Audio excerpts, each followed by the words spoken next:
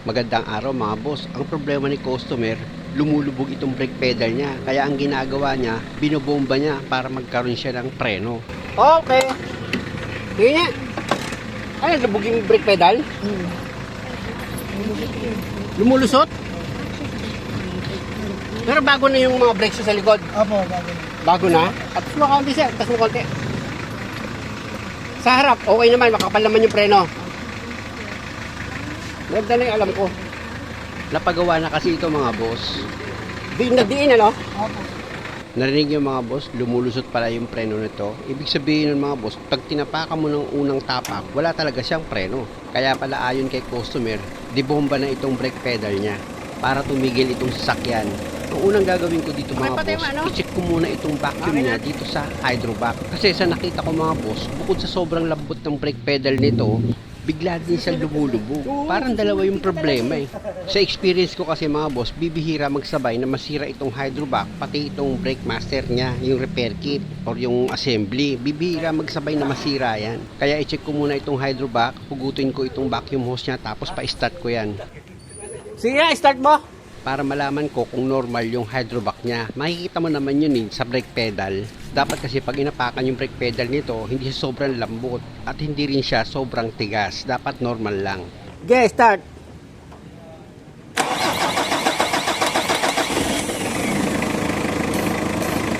Nagigigup naman siya eh.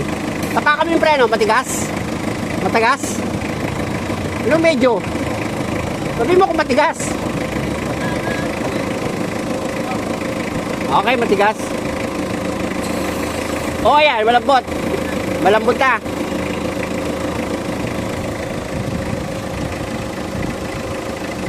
Hindi, patay.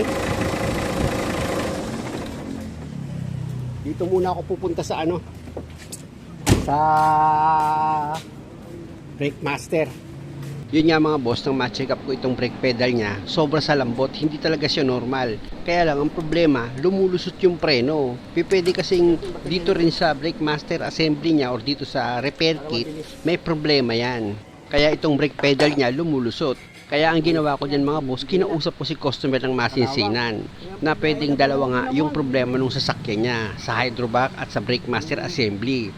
Pero kung okay naman yung brake master assembly niya, walang gas-gas dun sa loob ng cylinder, pwedeng yung repair kit lang ang papalitan ko. Pero kung may diferensya ito sa hydrovac, yung sobrang lambot ng brake pedal, maaring hindi mawala yun na kapag inapakan niya nga yung brake pedal, malalim pa rin siya.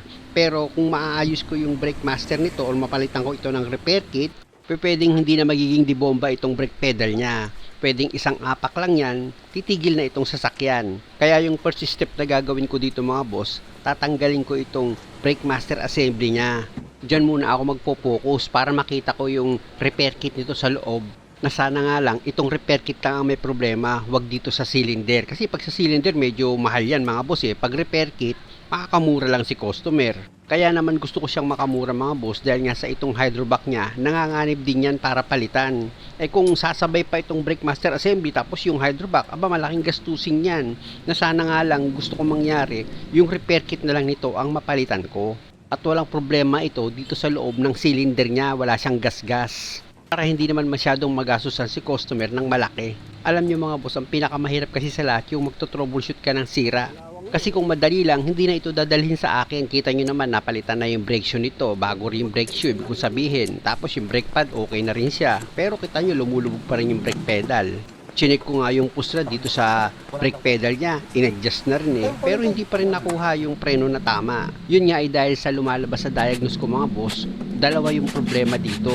Yung hydrovac at itong brake master assembly. Kaya gawin ko na yan mga boss. Tanggalin ko itong brake master assembly muna. Nakita nyo naman mga boss na i-disconnect ko na yung fluid line nito dito sa master cylinder. Kaya dito naman ako sa pagtanggal ng apat na nut dito sa brake master assembly. Gumamit ako dyan ng socket wrench na number 12 mga boss. Ay kung makikita nyo, ginamitan ko na nga yan ng impact para mas mabilis kong matanggal itong brake master assembly dito sa hydrovac. Ayan mga boss, kung makikita nyo, natanggal ko na yung apat na nut dito sa brake master assembly at hinugot ko na yan. Kaya lang, meron pa yung socket wire na huhugutin ka para dito sa sensor ng brake fluid. Mayroon ka lang naman ipipress dito sa socket wire para mag-disengage yan. Para tuluyan mo na matanggal itong brake master assembly, ayan yung socket wire sensor niya. Ito na mga boss, i-check ko muna itong repair kit niya dito sa loob ng Brake Master Assembly. Itutulak ko yan mga boss. Sa naging pakiramdam ko nung itinulak ko itong repair kit dito sa Brake Master Assembly, parang may kumakalso dito sa loob. Kaya ang una kong gagawin dyan mga boss, gamit itong box wrench na number 10, luwagan ko muna itong stopper bolt niya dito sa Brake Master cylinder. Tapos gagamit ako dyan ng circlip plier para matanggal ko itong naglalak dito sa primary piston. Ayan mga boss, tanggal ko na siya. Tapos, pwede ko na ngayon hugutin itong primary piston para ma-check up ko itong rubber cap niya. At kung makikita nyo mga boss, pit-pit pala yung ano nito, rubber eh. Napit-pit na oh. Pit-pit yung rubber oh. Tama. Kaya sumasabay. Tama yung assessment ko. Tama yung tsamba pala. Dito naman ako ngayon mga boss sa pagtanggal ng secondary piston. Kaya lang matigas pihitin itong stopper bolt niya. Kaya itinulak ko ulit itong piston niya. Ang problema, matigas, parang naipit. Kaya tuluyan ko nang tanggalin itong stopper bolt niya. Total, papalitan ko na rin naman na ito ng repair kit.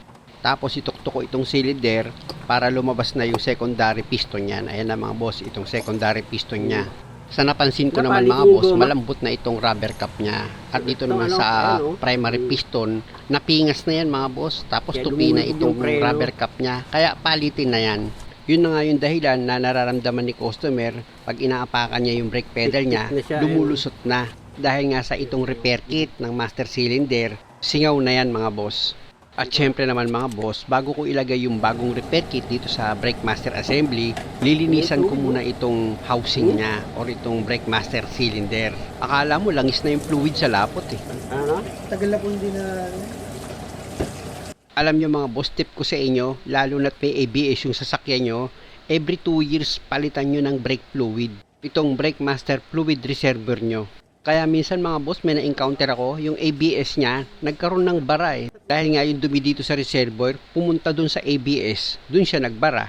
Mabuti na nga lang, nakukuha ko pa yung sa bleed.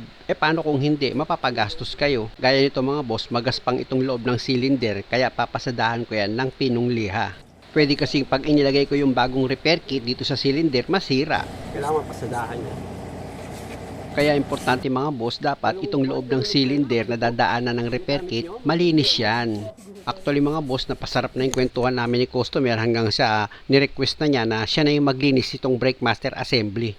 Pero after kong maliha itong loob ng Brake Master cylinder niya, siya na lang daw yung magbabanlaw. Ngayon mga boss, sabi ni customer siya daw maglinis. Hindi, para Pinagbigyan ko siya.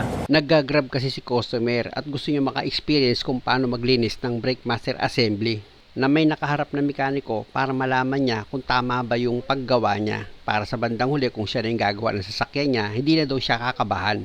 Tama nga naman mga boss. Okay na. Okay. Pero good. Tumawasan ko na lang siya. Oo. At ito na mga boss, yung bagong Brake Master repair kit na ikakabit namin ni customer. At dahil sa mahaba itong video mga boss, pakiabangan nyo na lang sa part 2 para malaman nyo kung dito nga lang nanggaling yung sira or kasama itong hydrovac niya sa naging problema. Muli mga boss, maraming salamat sa panonood. Sana nakakuha kayo ng idea at kung maaari, huwag nyo naman sanang kalimutang mag-subscribe sa channel ko. Maraming salamat.